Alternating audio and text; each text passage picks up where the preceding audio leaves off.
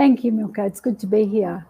Well, my journey with near-death experiences, which I never ever knew anything about, happened the first time in 1991 when I was 24 years old and I was diagnosed with cancer and I was given 6 months to live.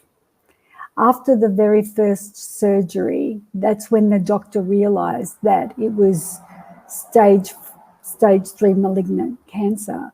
And he said, right, we need to do another surgery very quickly because now it's going to be spreading. And I said, okay, well, let's do it first thing tomorrow morning, because I knew if I had too much time to think, I would freak out and I wouldn't think straight. Something in me knew it had to be performed swiftly.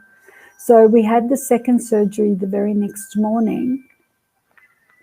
And because I had lost a lot of blood, I was in intensive care for a period of just over a week. It was a week and a half. And it was during that time that I experienced my first 2 NDEs in succession. And what happened was that I flatlined. I was totally unconscious and my vitals went flat.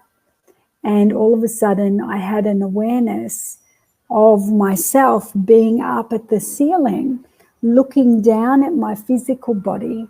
So I had an awareness that I was here and I was here. I could see me there, but I was also aware that I was here looking down at this body that I knew was me. And I was totally calm, totally blissful, actually. Everything was white and tranquil.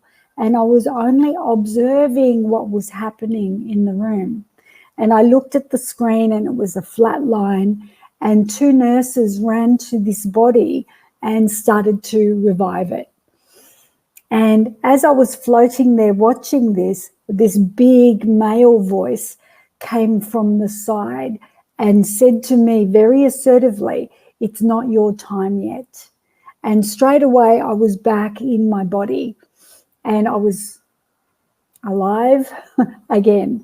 But then the very next day I was still unconscious and the exact same thing happened. So my body was very, very weak. I was still losing a lot of blood. The vitals went flat. I was up on the top of the ceiling looking down at my body. The nurses came in again. They revived me and I heard this male voice again say to me, "It's not your time yet." So back in my body. And that whole time that I was unconscious, I could tell you who came into the room, where they were seated or positioned, every single conversation that was had between people, even though I was unconscious. And when I did regain consciousness, I had full recall of what had occurred with this near-death experience, but I didn't even know what a near-death experience was. I'd never heard of it before. Nothing like that had ever happened to me before. And back in 1991, not many people had cancer. So you very rarely heard about cancer. And if you did, you automatically assumed the person would die because we didn't have the options that we have today to treat that condition, yeah? So that really set me off on, I call it my quest as a seeker of the truth. And the truth was really my truth rather than the beliefs and the truths that had been handed down to me by people that I'd respected and held in very high regard. All of a sudden, I wanted to find out the answers to my experience and to try to make some sort of sense about what had happened to me. Like, I knew that happened, but, you know, like, I was worried that if I spoke about it with someone that they would think, oh, it was the drugs, it was the morphines, she's making it up. But it was very, very real. With people about the experience and how did they take it? So I didn't tell anyone for a little while. There was a lot to deal with at this time because my husband at the time left me when we found out that I had 6 months to live. I was given treatment options for the cancer. And like my head was just trying to deal with survival. And at the same time, in the background, I had this total recall of these near-death experiences. And I was trying to make sense of that at the same time. So when I did actually speak to people about it, they were like, you know, they didn't know how to make sense of it either. Did it really happen? What does it mean? Who was that voice? And a lot of those answers really were not, didn't come to me until my next major surgery, which was a cranial surgery to remove something that I had here, right on my brain, in 2010. And so I was diagnosed on Christmas Eve 2009, and I had to have cranial surgery on the 28th of January 2010. And here in Australia on the 26th of January is a public holiday. And when I found out that I had to have this surgery, I was talking to one of my spiritual friends about it, and she said, you must go and see this woman who is interstate in Sydney. She's a psychic healer, and you really need to see her before your surgery. And you know, when you get an intuition that says you should do something, I had a very strong intuition to call this person, even though I didn't know what a psychic healer was. I had no idea what she was going to do. So I rang up this woman and I said, look, I need to see you. And she said, well, I've got an appointment in 3 years' time. And I said, well, I can't wait that long. I need to see you within 4 weeks. And she started laughing. She said, I never have appointments available that soon. And she said, but hang on, I had a cancellation this morning. Let me check the date. And she had a cancellation for the 26th of January, which was perfect. It was 2 days before my surgery. I did not tell her about anything about myself or the fact that I was going to have a surgery. And so I took that appointment. It was a 5-hour appointment. I took a plane interstate to go and see her. And when I sat in front of her, she explained to me that what she would do is she would channel certain entities that wanted to speak with me during this 5-hour session. She didn't know who those entities would be, but she assured me that it's totally safe, it's for my highest good, and that she would be still present in the room whilst these beings spoke through her body. And if at any point in time I wanted to stop, we could stop. If I wanted to ask any questions, I could ask questions as well. And I was quite skeptical. I sat there and I said, yeah, okay, you know, whatever. And so anyway, she started and did this thing with her neck.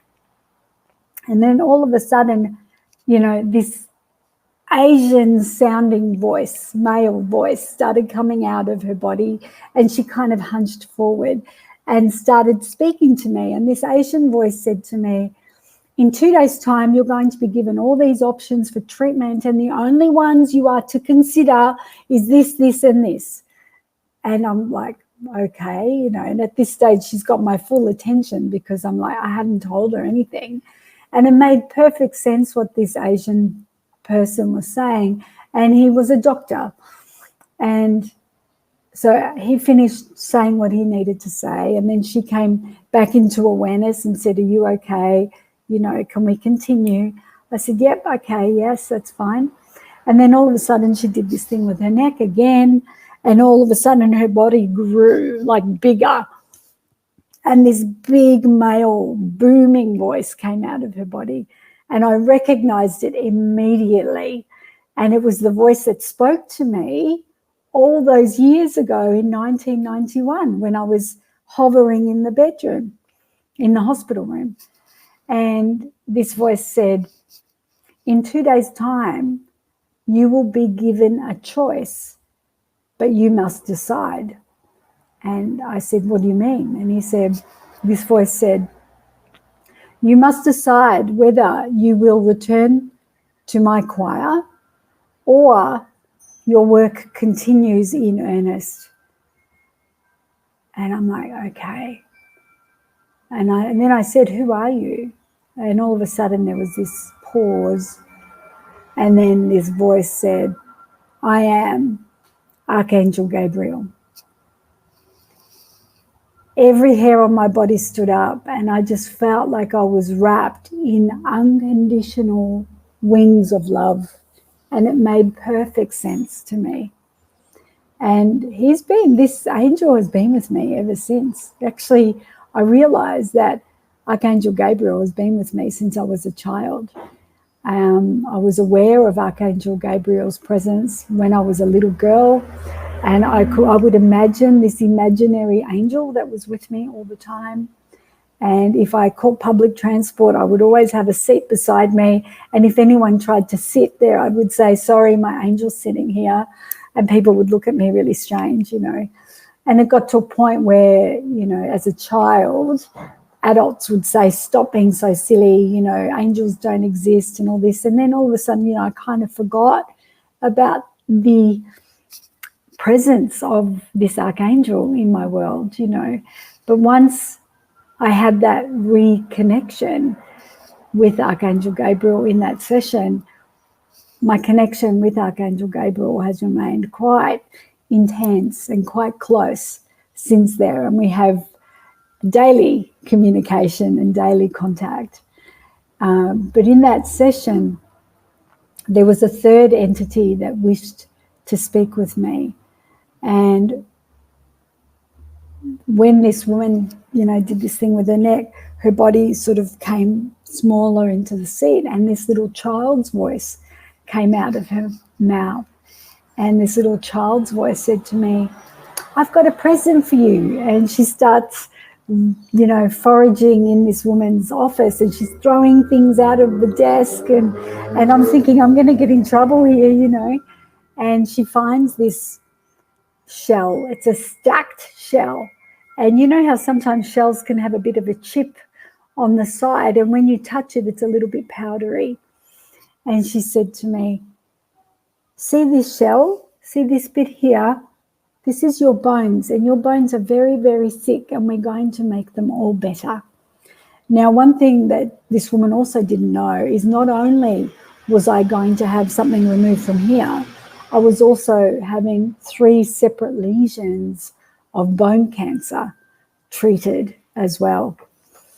And this little person said to me, "When you go to the hospital, ask the doctors to strap this shell on your hand." And I remember Archangel Gabriel said to me, "When they put you under anesthetics, make sure your palms are upwards like this, because we will be holding your hands through the surgery." And I remembered to do that, and I took this shell with me, and the doctors didn't even flinch. They looked at the shell and said, "Yep, no problem." Didn't ask me why, thank goodness. And they strapped it to my hand, and there it was when I woke up. And for you, the voice that said it's not your time, was that Archangel Gabriel? Yes, Okay. yeah. So it made perfect sense to me that finally I was able to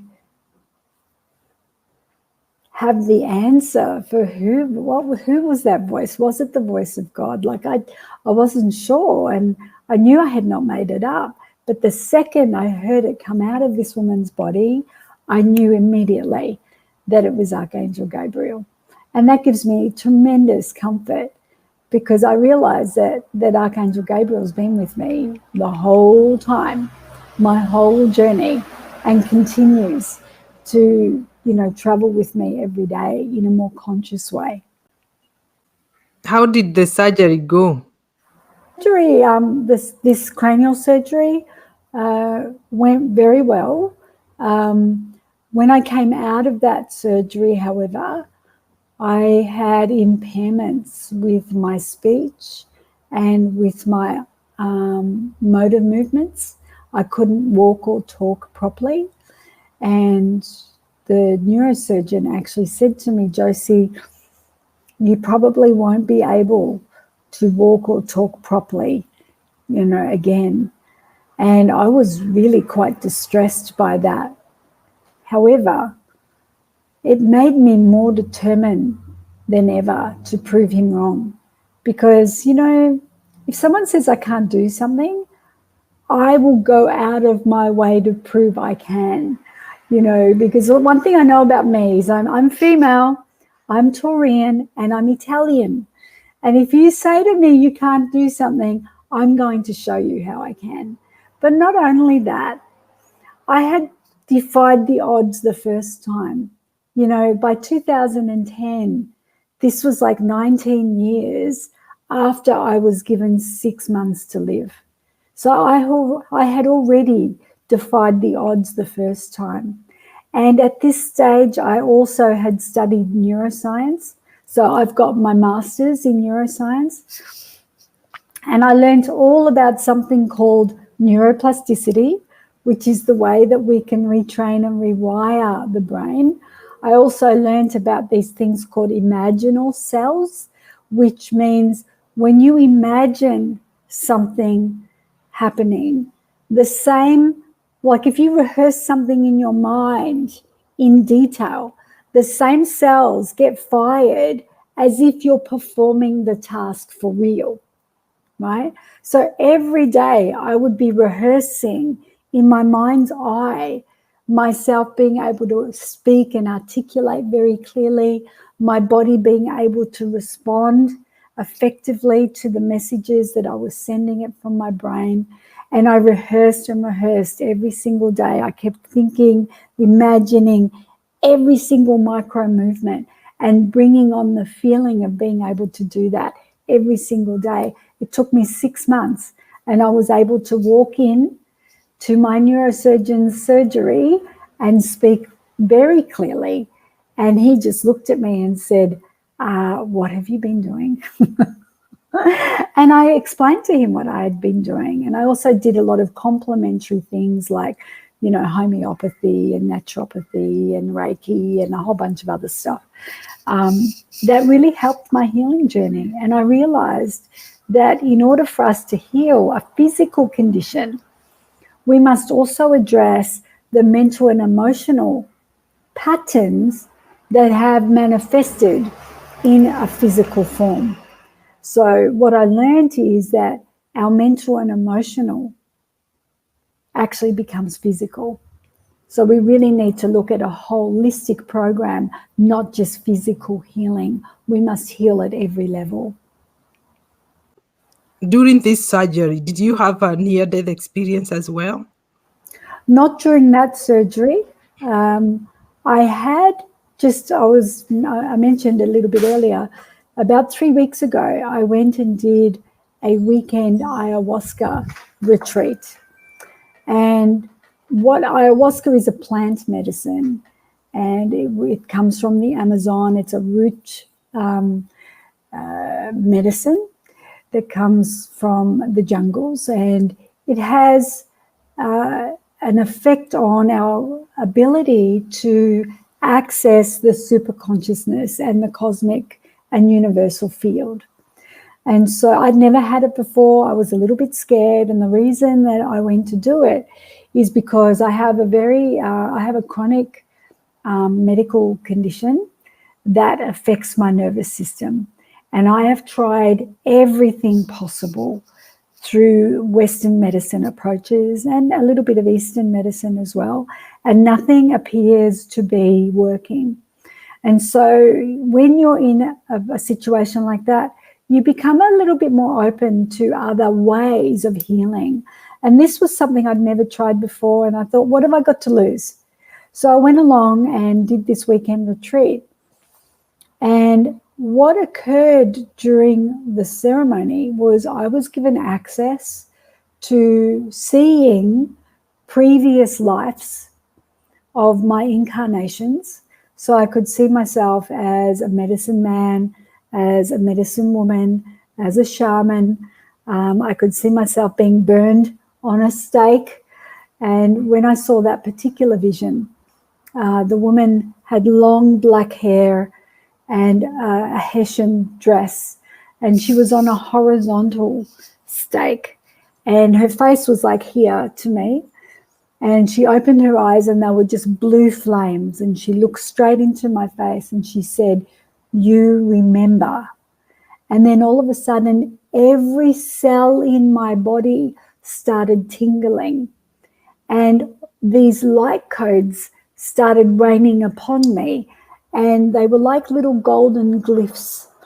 And they were falling from the skies into my mouth. And I was lying down, eyes closed, and I could see these beautiful golden glyphs coming into me, into my body. And they were charging, supercharging every single cell in my body. And my intention for that ceremony was to receive a full body healing. And so you never know how it's going to come and what visions you're going to get. And that was mine.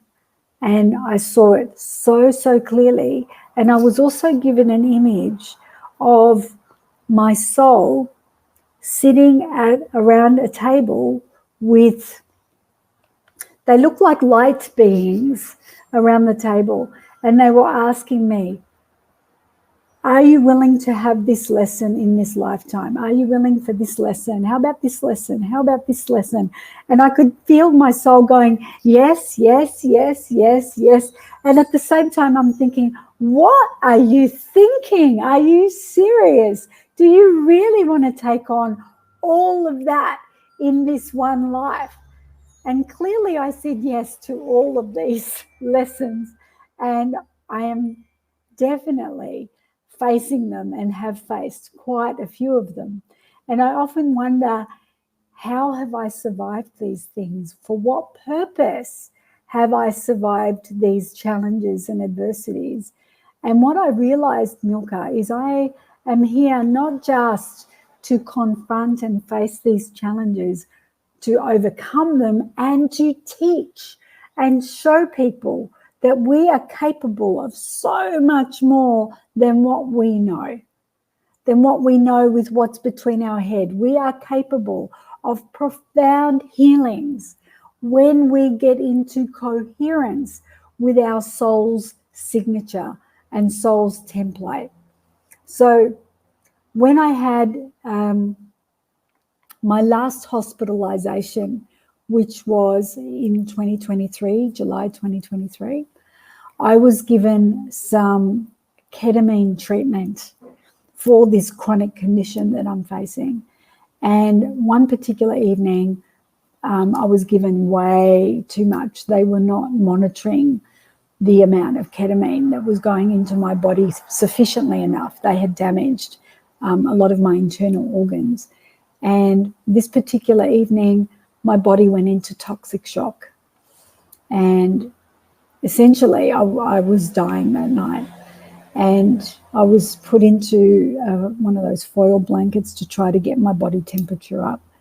And whilst I was totally unconscious, I could see this golden grid rising up from my chest area. And at the same time, I was aware that this white torus field was coming down from the right corner of the hospital room. And it was drawing my template, my soul, out of my physical body to take it into the light. And even though I was unconscious, I was fully aware and awake in this other dimension, witnessing this scene unfolding. And I called out, "Wait, hang on, am I dying?" And I realized this was, my soul leaving my body, going back into the light. And I said, "Hang on, I haven't said goodbye yet."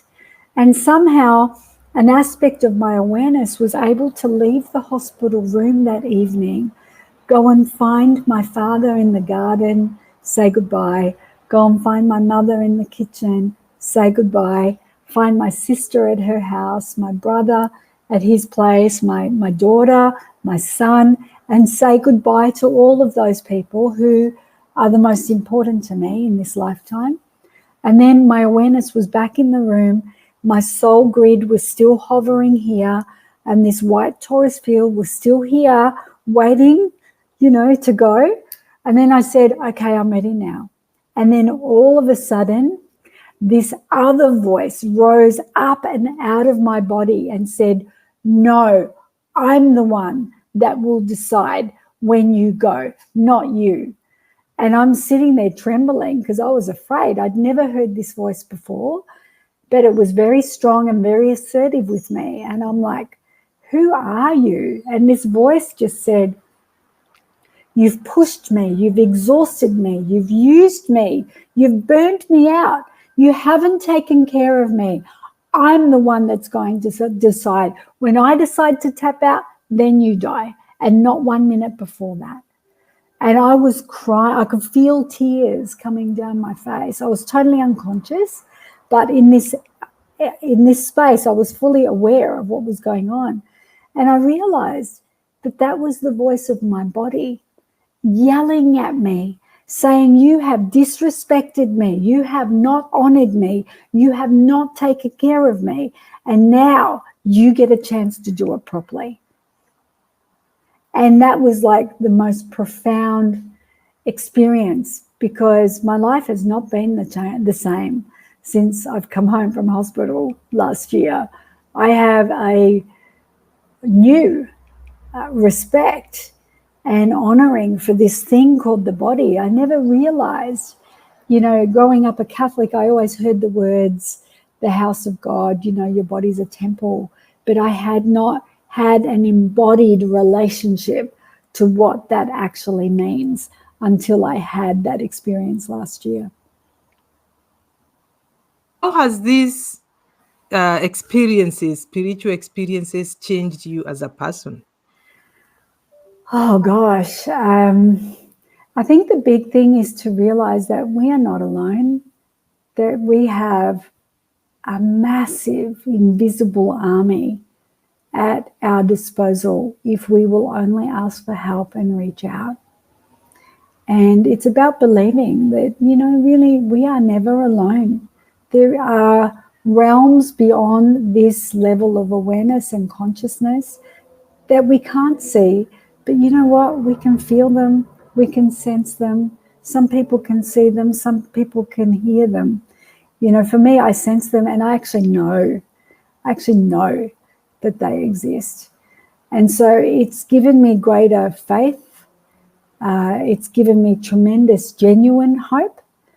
And it's given me strength and resilience to know that I'm actually never, ever truly alone, and that there are resources that I can call on to support me, to comfort me, to assist me, to assure me on my journey.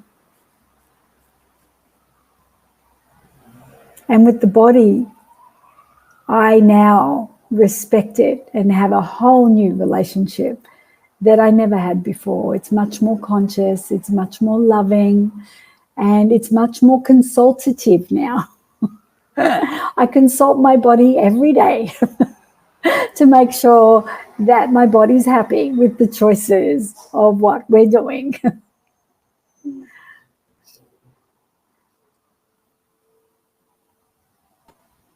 And what you're saying, that we have help, and this is something that is new to me, that I'm hearing from what people say, is about that we have our guides, we have angels with us. That the help that you're talking about? Yes, we have our guides, we have our ancestors. People that you've known that have passed. They're just beyond a veil. Just because we can't see them, we can sense them. Sometimes they're right there, right beside you, and you've got this strange intuition about it. It's very real. It's all energy. Everything is energy. They've just taken a different form. And what I believe is that we have incarnated in 3D, into physical form. However, the essence of what we truly are is way more than physical form. So we have spirit, which is essence. We have the soul, which is our energy field, our energy force, our life force energy. That never dies. that continues to live beyond the physical or the matter that we become in 3D. So even though this physical form will cease to exist, which we then become fertilizer for other things, our energetic template lives on and continues to evolve depending on where our evolution is. I usually hear people say that when they had the near-death experience, that it felt so real, more real than this life. Was it the same for you? Absolutely, it's very, very real. I also believe that I've been around death a lot. I help people come to peace, and resolution when they're ready to leave the planet. And a lot of the time, people are fearful of death. And my true belief is that when we are birthed into this life, there are people around us with open arms and open hearts ready to welcome us into the world. I also believe that when we are ready to transition into the next dimension, that there is a huge army of people with open arms, open hearts, ready to receive us in that dimension as well. So people that you've known, people that you've loved, people that have gone before you, come to receive you and escort you on that journey into the light. Josie, I know that you're a coach, you are a speaker, you're also an author. If you're willing, can you share that with our audience and what you're doing in your community? Yes, so my website is josiethompson.com. I have a free monthly newsletter that I send out, which really shares my journey and lots of practical tips that people can use in their own life to support them, to give you hope, and to give you practical ways of being able to apply the insights and the experiences that I've had to help you heal and to help you keep your heart open and to stay connected with one another, which is so vitally important, and to keep your faith, which is also extremely important. I also have some online courses you can check out, and I've got 4 books in draft that hopefully will be published by the end of the year. So if you get onto my newsletter mailing list, you'll be one of the first to know when all of that is happening. And I also have a masterclass that I'll be running in May, which you can also register for, and those details are on my website as well.